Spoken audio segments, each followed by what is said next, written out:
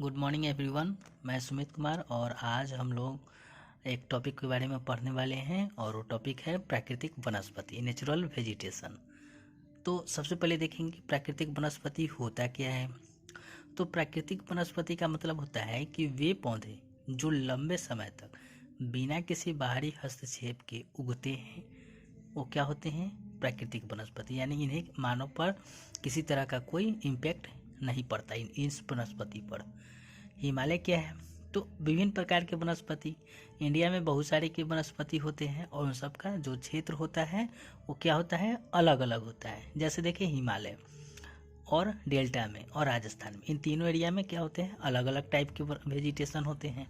सबसे पहले देखेंगे कि हिमालय क्षेत्र में कैसा वेजिटेशन होता है, तो शीतोष्ण कटिबंधीय वेजिटेशन होता है। और हिमालय में शीतोष्ण कटिबंधीय वनस्पति होता है।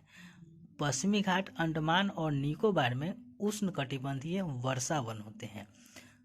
तो क्या होता है कि उष्ण कटिबंधीय वर्षा वन होता है।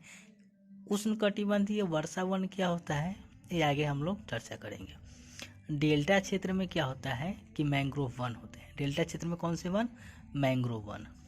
राजस्थान में क्या होते हैं, तो कटीले वन होते हैं। इसके भी बारे में स्पेशल पढ़ेंगे क्योंकि राजस्थान में क्या होता है कि ऐसे प्लांट पाए जाते हैं जो क्या होते हैं, कटीले होते हैं, अर्थात जो कांटे वाले जो पौधे होते हैं वो उनके वाष्पीकरण की प्रक्रिया को कम कर देते हैं, ये रोक देते हैं। और उनका छाल जो होता है पौधे के काफ़ी मोटा होता है, वो भी क्या करते हैं, पानी के वाष्प उत्सर्जन को रोकते हैं और कम पानी में वो सरवाइव कर पाते हैं। कौन, राजस्थान में जो वनस्पति पाए जाते हैं वो। अब बात करते हैं उष्णकटिबंधीय सदाबहार और अर्ध सदाबहार। सदाबहार अलग है, अर्ध सदाबहार अलग है, लेकिन दोनों होते हैं उष्णकटिबंधीय पौधे के अंतर्गत। ठीक है, तो क्या होता है कि इसमें 200 सेंटीमीटर से अधिक तापमान, ठीक है, इसमें क्या होता है, सबसे पहले तो वर्षा का कितना होता है, 200 सेंटीमीटर, ठीक है, से अधिक होता है।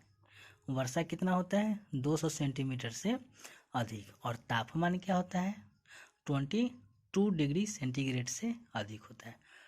और यहाँ पे क्या होता है, इसमें जो वन होता है, जो पौधे होते हैं, उसका ऊंचाई 60 मीटर यानी 60 मीटर से अधिक होता है। और इसके वृक्ष कौन कौन से होते हैं, तो इसके वृक्ष होते हैं रोजवुड, महोगनी, एबोनी, एनी और एबोनी। एबनी लिखा हुआ है लेकिन होता है एबोनी। और इस तरह के जो वन होते हैं कहाँ पे पाए जाते हैं भारत में, पश्चिमी घाट और पूर्वी पहाड़ी क्षेत्र। उत्तर पूर्वी का मतलब होता है ये 7 सिस्टर स्टेट है। 7 सिस्टर स्टेट में जैसे असम, अरुणाचल प्रदेश, त्रिपुरा, मेघालय, मिजोरम, ये सब आते हैं। 7 स्टेट है, इसको 7 सिस्टर बोला जाता है। अंडमान और निकोबार द्वीप समूह, ये सब आते हैं उसमें। और इस इन क्षेत्रों में कौन वन पाए जाते हैं, तो उष्णकटिबंधीय सदाबहार और अर्ध सदाबहार वन पाए जाते हैं। ठीक है, अब देखेंगे आगे देखेंगे अर्ध सदाबहार वन।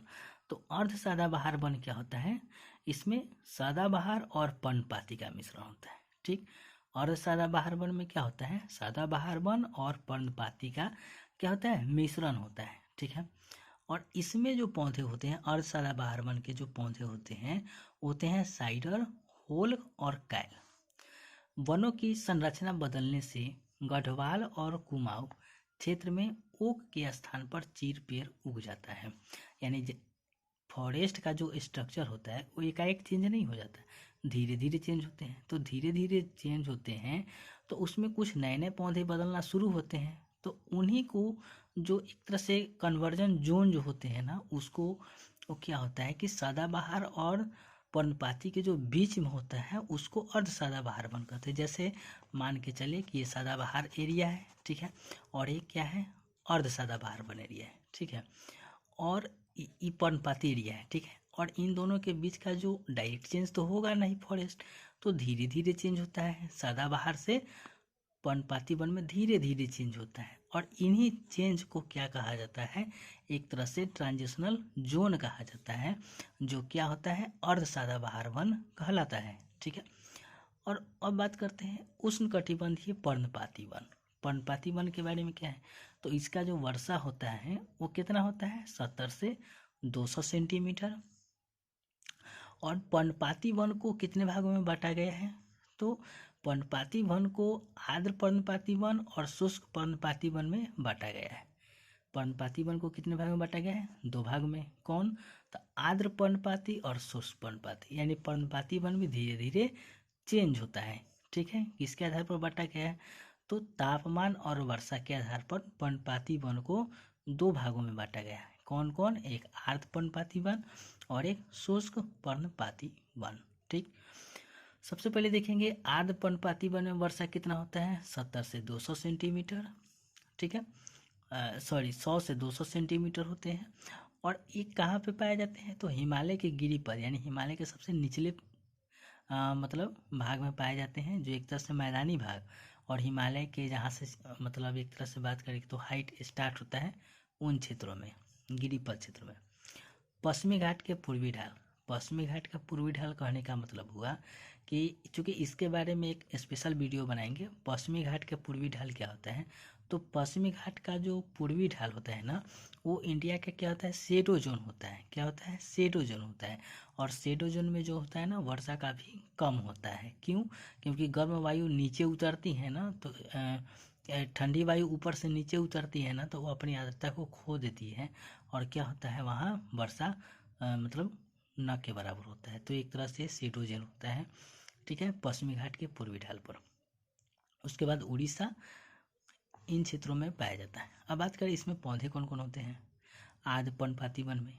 तो सागवान, शीशम, साल, महुआ, आंवला, सेमल, कुसुम, चंदन इत्यादि होते हैं। ठीक है, क्वेश्चन इसका एग्जाम्पल से पूछ लेता है कि यह किस प्रकार के पौधे हैं। तो वहाँ पे बहुत सारे मतलब लोग मिस माइंड हो जाते हैं या भूल जाते हैं, तो ये बहुत इंपॉर्टेंट है। अब बात करते हैं शुष्क पर्णपाती वन। तो शुष्क पर्णपाती वन का जो मतलब इसमें जो वर्षा होती है वो कितना होता है? 70 से 100 सेंटीमीटर होता है। ठीक है, और पाया कहाँ कहाँ जाता है? तो यूपी बिहार में पाया जाता है। ठीक है, तो अब मिलते हैं इसी टॉपिक को कंटिन्यू करते हुए नेक्स्ट वीडियो में। ओके।